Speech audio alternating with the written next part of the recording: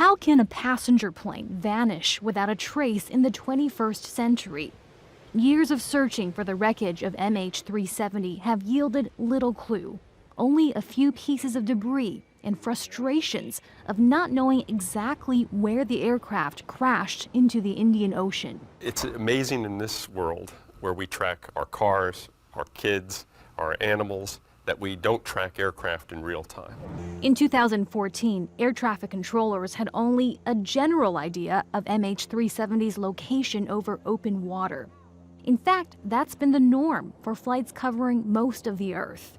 The aviation industry has long relied on land-based radars to provide flight surveillance. Those radars only cover 10% of the planet. You can't build a radar tower in the ocean. When you're flying over the oceans, nobody knows where you are. The aviation industry has accommodated by spacing out planes over radar-blind areas and sticking as close as possible to radar zones.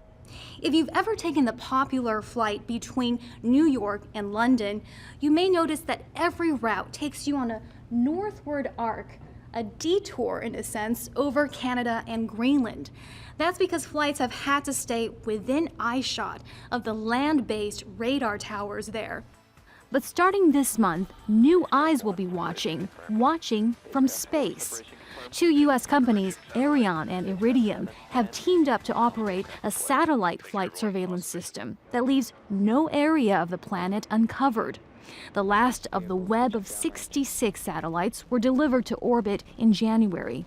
IRIDIUM is the only system that has truly global coverage, meaning that there's no spot on the Earth, the poles, South Pole, North Pole, anywhere that there isn't coverage.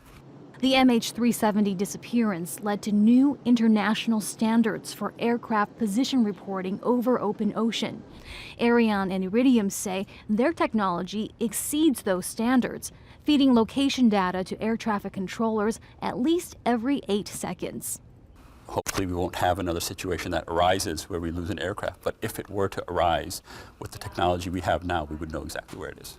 The vast majority of planes already have satellite transmitters on board, perhaps ushering in a new industry standard. Heidi Zhou-Castro, Aljazeera, Leesburg, Virginia.